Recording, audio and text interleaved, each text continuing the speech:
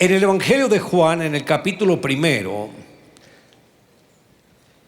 los versos 11 en adelante, dice: a lo suyo vino y los suyos no le recibieron, mas a todos los que le recibieron, a los que creen en su nombre, les dio la potestad de ser hechos hijos de Dios, los cuales no son engendrados de sangre, ni de voluntad de carne, ni de voluntad de varón, sino de Dios. Y hoy me gustaría tratar sobre el tema: la mejor decisión de su vida.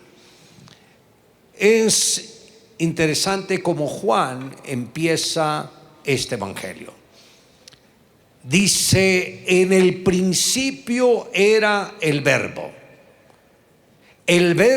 era con Dios y el verbo era Dios. Este era en el principio con Dios.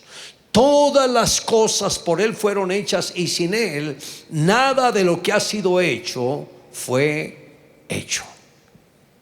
¿Qué está expresando el apóstol cuando dice en el principio era el verbo? Ese principio se refiere a la eternidad, antes de que existiera cualquier cosa. En el principio, antes de todo, era el verbo. La palabra verbo tiene un doble significado, que es logos y rema. En el principio era el verbo. El verbo era con Dios y el verbo era Dios. El logos significa la palabra impresa. Es como la semilla. Cuando ustedes tienen semillas, estas semillas guardadas en las bodegas son semillas, pero no van a dar fruto. Cuando la palabra es expresada, que se libera la palabra, es como cuando la semilla se siembra. La palabra de Dios cobra vida cuando ésta es expresada. Por eso dice: en el principio era el verbo. El verbo era con Dios y el verbo era Dios. Dice: todas las cosas por Él fueron hechas. ¿Qué quiere decir esto? Recuerde que Génesis capítulo 1 dice: en el principio creó Dios los cielos y la tierra. El verso 2: la tierra estaba desordenada y vacía. Las tinieblas estaban sobre la faz de los abismos. El Espíritu de Dios se movía sobre las aguas. Pero el verso 3 dice: y dijo Dios. Ahí fue cuando la palabra de Dios fue expresada. Y dijo Dios: sea la luz. Y fue la luz. Solo hasta que Dios liberó la palabra ocurrió el gran milagro. Dios desata la palabra y todo cambia. Ahora, Juan como que retoma lo mismo. En el principio era el verbo. Recordemos que Dios es trino. Dios es Padre, Dios es Hijo y Dios es Espíritu Santo.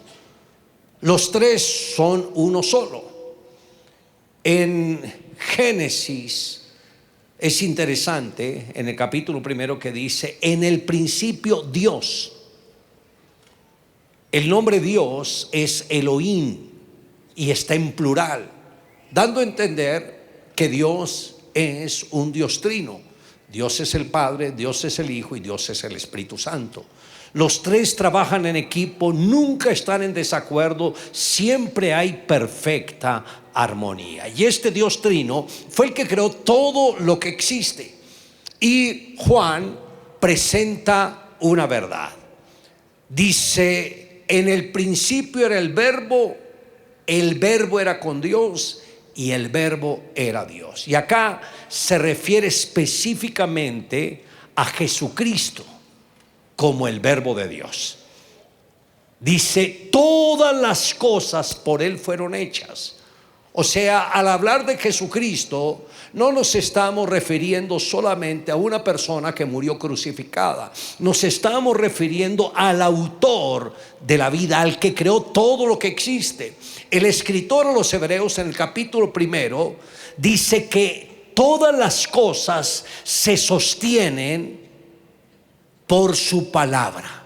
Si Jesús retirara la palabra, prácticamente no habría fuerza de gravedad. Todo sería caótico, todo se desvanecería. Pero todo es sostenido por la palabra de Dios.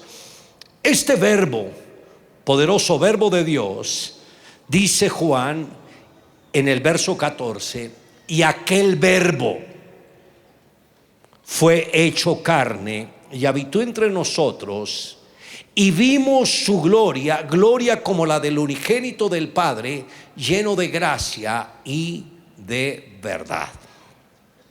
Hace algunos meses mi hijo Matías me hizo una pregunta y me dijo: papi, yo no entiendo por qué Dios vive en ti, vive en mí, vive en otros. Yo no entiendo eso. Y yo le dije: es como cuando uno va al mar. Uno mira que hay muchas personas en la playa y todos pueden tomar en sus manos agua del mar. Y todos pueden decir: el mar está en mis manos. Pero el mar no se agota. Así es Dios. Cuando nosotros nos acercamos a Dios, nuestras vidas se llenan de Él. Pero nunca Dios se agota. Por eso Él puede habitar en los corazones de todas las personas.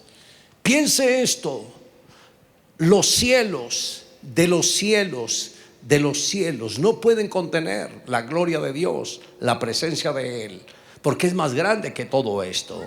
Salomón dice: ¿cómo Dios podrá habitar en una casa? Y es tan grande el Señor, tan poderoso, pero a la vez tan pequeño, que puede caber en nuestro corazón. Por eso dice: a todos los que le recibieron.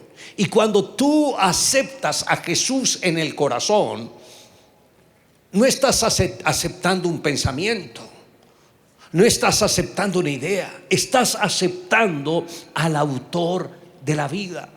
Es tan real que uno siente la vida de Él dentro de uno. En el capítulo 7 de Juan, el Señor dijo: el que cree en mí, como dice la Escritura, de su interior fluirán ríos de agua viva. Y comenta el apóstol, y esto lo dice refiriéndose al Espíritu Santo que recibirían los que en Él creyeran. O sea, uno recibe la palabra de Dios y el Espíritu de Dios sopla vida a través de esa palabra y viene a morar dentro de nuestros corazones. Uno sabe, cuando conoce a Jesús, que Él vive en nuestro corazón. Uno de mis hermanos era el más rebelde de la casa, violento, agresivo, esclavo de la droga, un vocabulario soez, muy difícil él. Y aunque yo le compartía acerca del Señor, él no se interesaba. Pero esas palabras que yo le hablaba le iban quedando. Un día estaba él arreglando su auto y se acordó de que yo le hablaba de Jesús y decide hacer una oración. Y le dice: bueno, Jesús, si tú eres tan poderoso como lo dice mi hermano, aquí estoy, cámbiame. Pero tienes que hacer tú solo, porque yo no te voy a ayudar en esto. Porque a mí me gusta la vida que yo llevo. No alcanza a terminar la oración cuando ve un rayo de luz que le pega en la cara y él cae al suelo fulminado. Se levantó sacudiéndose la ropa. Y cuando da media vuelta, ¿cuál es su sorpresa? Que ve su cuerpo ahí en el piso. ¿Pero cómo lo vio? Como un trapo sucio, roto, inservible. Yo oí una voz que le dice: ¿eso es lo que tú amas? Ahí fue cuando él le clamó al Señor con todo el corazón: Jesús, sálvame, ayúdame, yo te serviré. Le empezó a clamar y volvió otra vez a su cuerpo. Y el Señor le dijo: a partir de hoy voy a caminar contigo. Inmediatamente la vida de él cambió así. Cuando uno conoce a Jesús, siente esa compañía, ese ser real. Por eso el Señor dijo que vino al pueblo de Israel, a los suyos, los judíos, pero los judíos tenían tantos dogmas que no pudieron ver que Jesús era el mismo Dios y no lo quisieron recibir, lo rechazaron. Y ahí fue cuando Él abrió las puertas para todas las personas, todas las naciones. Mas a todos los que le recibieron, a los que creen en su nombre, les dio la potestad de ser hechos hijos de Dios. Ahora, esta potestad significa un derecho legal.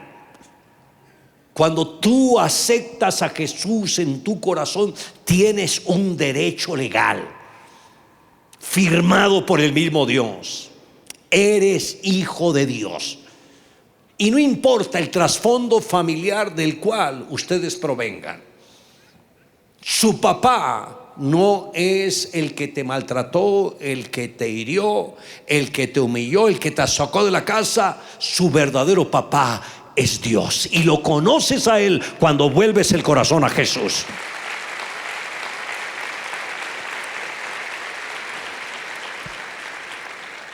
Yo conocí a Jesús a los 18 años de edad, pero esa semana en que conocí a Jesús tuve una experiencia sobrenatural con Él. Ahora, cuando yo tenía 10 años de edad, mi padre murió, y los momentos en que compartí con él fueron momentos muy esporádicos, que los podría contar con los dedos de una mano. Pero en esa semana que conocí a Jesús, yo estaba en mi cuarto orando, y oraba con mucho miedo, porque yo me imaginaba que Dios era un Dios bravo, que tenía un látigo en la mano, listo para castigarme si hacía algo incorrecto. Y estaba orando con tanto miedo que de pronto oigo una voz que me dice: ¿y quién te dijo a ti que Dios es así? ¿Acaso no sabes que Él está con los brazos extendidos esperando que tú te rindas en ellos? Cuando escuché esto, no lo pensé dos veces. Me paré al borde y me lancé en fe a los brazos de Él. Y cuando lo hice, todo el lugar se llenó de luz. Fue tan fuerte que yo tenía todo apagado, todo oscuro, que yo pensé que alguien había entrado y había prendido la luz. Abrí los ojos y me di cuenta que todo estaba oscuro, y dije: wow, Dios me recibió en sus brazos. Y quiero decirles, no hay nada más emocionante que saber que Dios está con uno y que uno está con Él.